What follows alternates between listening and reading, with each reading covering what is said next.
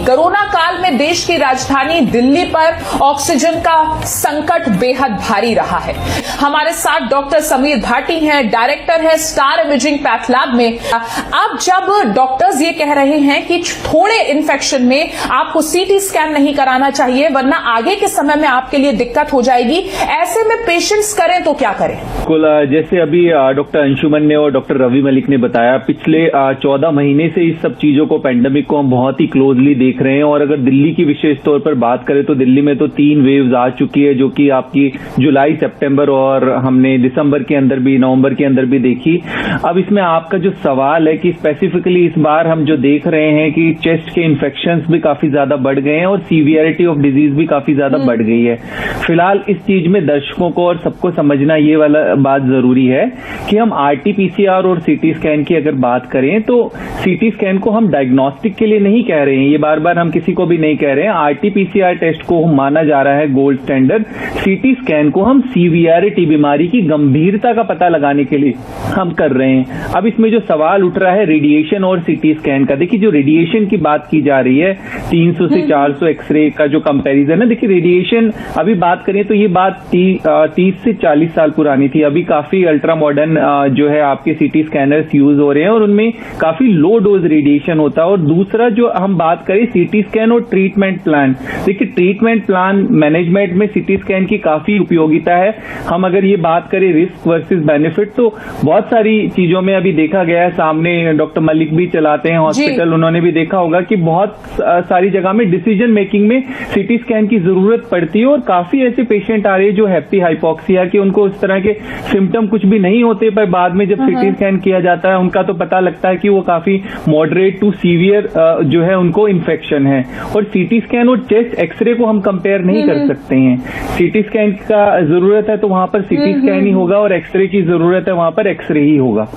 Doctor Sameer Bhati, testing की जब बात करें तो टेस्टिंग को लेकर लोगों को क्या सलाह देंगे? जैसे हम बात कर रहे हैं पिछले साल से भी, और अभी डॉक्टर अंशुमन ने भी क्लियर किया कि हाँ, इसके लिए हमारा सबसे बड़ा हथियार डेफिनेटली टेस्टिंग, ट्रैकिंग और आइसोलेशन है, क्योंकि सबसे महत्वपूर्ण अभी हमें अपने ट्रांसमिशन रेट को रोक के पॉजिटिविटी रेट को कम लेकर आना है। हाँ, बट इसमें एक बात ध्यान रखने वाली बात जरूरी है कि अगर आपका नेगेटिव आया और अगर आप सिम्टोमेटिक है तो तुरंत अपने आप को आइसोलेट करें। बार बार रीटेस्टिंग करा के ये ना कंफर्म करें कि मैं पॉजिटिव हूंगा उसके बाद में अपना ट्रीटमेंट शुरू करूंगा, नहीं। सबसे इंपॉर्टेंट है सिम्टम आते ही अपने आप को आइसोलेट कर लिया ताकि आप ट्रांसमिशन ना बढ़ाएं। दूसरा एक बात, जिस तरह से हमारे पास रिपीटेड रिक्वेस्ट आ रही है कि आपका क्वारंटाइन भी पूरा हो गया फिर भी दोबारा से टेस्ट करा के दोबारा कराते हैं थर्ड टाइम की हम जब तक नेगेटिव नहीं आएंगे, ऐसा कुछ भी नहीं है। आपका 14 डेज क्वारंटाइन पीरियड आपका ओवर हो गया, आपको कोई सिम्टम्स नहीं है तो उसके बाद आपको रीटेस्ट कराने की जरूरत नहीं है।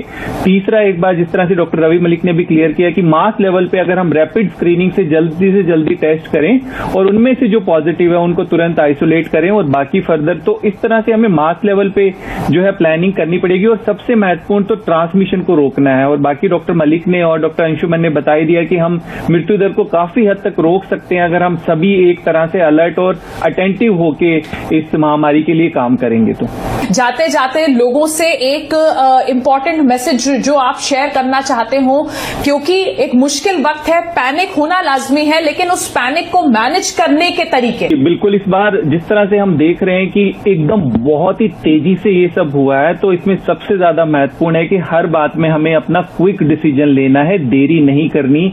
जितना भी डॉक्टर मलिक और डॉक्टर अंशुमन ने भी बताया सब चीज की, आपको जब भी सिम्टम लगे आप तुरंत अपने आप को आइसोलेट कर लें। इस ट्रांसमिशन की चेन को ब्रेक करने के लिए सबकी सहायता करें, बहुत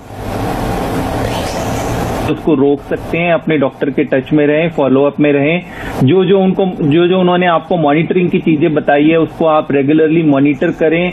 ऐसा ना हो कि फिर, क्योंकि अभी जिस तरह से हेल्थ केयर पे बहुत ज्यादा लोड है, ज्यादातर केसेस ऐसे ही आते हैं जो बहुत एकदम लेट स्टेज के ऊपर हॉस्पिटल पहुंच रहे हैं। तो सिर्फ हमें यही बात अभी ध्यान रखने वाली बात है कि हम सीवियरिटी को रोकें और जो भी बातें आपको डायरेक्शंस दी जा रही हैं उनको आप ध्यान से सुने और उनको फॉलो करें। पैनिक बिल्कुल मत कीजिए। अगर आपके पैरामीटर्स बॉडी के ठीक हैं तो घर पर रहिए, घर पर ही अपनी मॉनिटरिंग कीजिए और एक हेल्थ सिस्टम जो ऑलरेडी ओवरबर्डन्ड है उस पर और बोझ मत डालिए।